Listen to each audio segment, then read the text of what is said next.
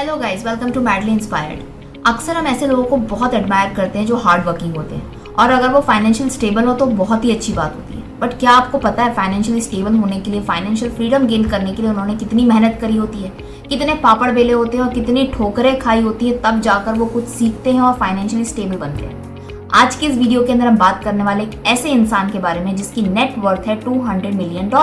अब आप कहोगे कि ऐसे बहुत सारे लोग हैं जो आज भी मिलियनर्स हैं, तो आज आपका वीडियो हम क्यों देखें और उस इंसान के बारे में क्यों सुने।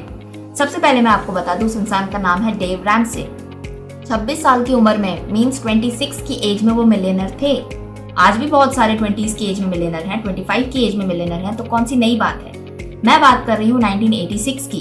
जो डेव रैमसे हैं वो 1986 में 26 ईयर्स के थे, तब वो मिलियनर थे। 28 साल की उम्र में वो सब कुछ गवा भी चुके थे। वो मिलियनर नहीं थे उस समय, वो जीरो पर आ चुके थे, लेकिन उन्होंने फिर से रीस्टार्ट किया, अपनी गलतियों से कुछ सीखा, बाउंस बैक किया और आज के समय में उनकी नेट वर्थ है $200 मिलियन। वो बहुत ही बड़े बिजनेसमैन हैं, ऑथर हैं, एक रेडियो टॉक शो के होस्ट हैं और साथ ही साथ बात करें तो वो अमेरिका के बेस्ट फाइनेंस कंसल्टेंट हैं। उनकी एडवाइस सुनने के लिए दूर दूर से लोग आते हैं। जो उनका रेडियो टॉक शो है वो अमेरिका के टॉप 5 टॉक शोज में से एक है और उसके लिसनर्स हैं 13 मिलियन से भी ज्यादा। इट मीन्स उनकी बातों में कुछ तो दम होगा। उनकी ऐसी एडवाइस होती है कि लोग फाइनेंशियल स्टेबल हो जाते हैं उनकी बातों को समझकर, उनकी राह पर चलकर। तो आज का वीडियो इसलिए बहुत स्पेशल होने वाला है क्योंकि हम जानेंगे कि कैसे उस इंसान ने 26 साल की उम्र में मिलियनर बन गया और 28 साल की उम्र में सब कुछ गवा कर भी आज फिर से वो मिलियंस में खेल रहा है, या कहें उसकी नेट वर्थ मिलियंस में। तो स्टार्ट करते हैं आज का वीडियो। सबसे पहले बात करें डेव रैमसे की, तो उनका जन्म आपकी और हमारी तरह एक मिडिल क्लास फैमिली के अंदर हुआ था, बट उनका जन्म हुआ था यूनाइटेड स्टेट्स के अंदर। वो पहले से ही बिजनेस से जुड़े हुए थे क्योंकि उनके माँ बाप जो थे वो रियल एस्टेट बिजनेस में थे, इसलिए उनका बिजनेस में इंटरेस्ट था। बिजनेस को वो समझते थे, पैसों की वैल्यू को समझते थे, हर एक दिन काम करने की वैल्यू को समझते थे। बचपन से उन्होंने एक चीज को सीख लिया था कि हर एक दिन काम करने की कोई ना कोई वैल्यू होती है। अगर आपने एक दिन भी काम नहीं किया है तो आपकी वैल्यू कम हो जाएगी, लेकिन अगर आपने रेगुलरली हर दिन एक अच्छा काम किया है तो आपकी वैल्यू सम अप होगी, ऐड होगी और वो बड़ी होगी।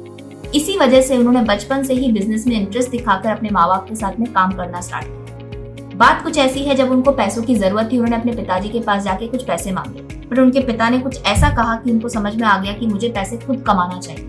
तो उन्होंने उसी दिन से ठान लिया कि मैं छोटा मोटा जरूर बिजनेस करूंगा। स्कूल के टाइम से ही वो बिजनेस करना स्टार्ट कर दिया। कुछ छोटी मोटी चीजों को बेचते थे और अपनी पॉकेट मनी के पैसे वो खुद कमा लेते थे। उन्होंने अपने पेरेंट्स के सामने कभी भी पॉकेट मनी के लिए हाथ नहीं फैलाया।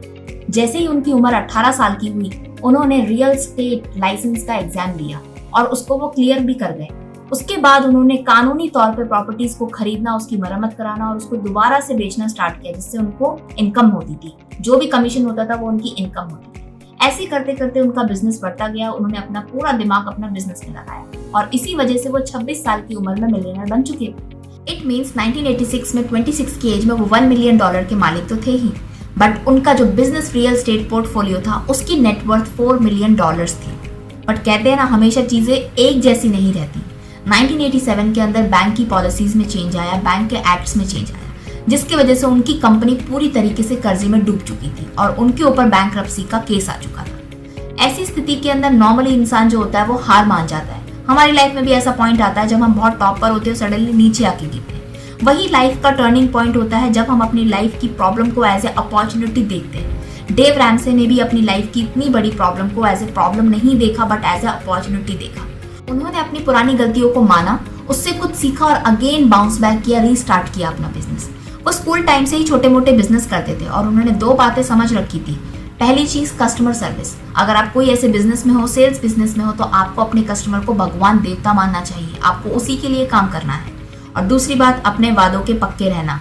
Importance of keeping your words. आप जो भी कहते हैं उस पर चलिए, जो आपने कहा है उसको करिए, क्योंकि जहां आपने बिजनेस में जो कहा और नहीं किया तो वहां पर वो बिजनेस जो है आगे नहीं बढ़ पाएगा।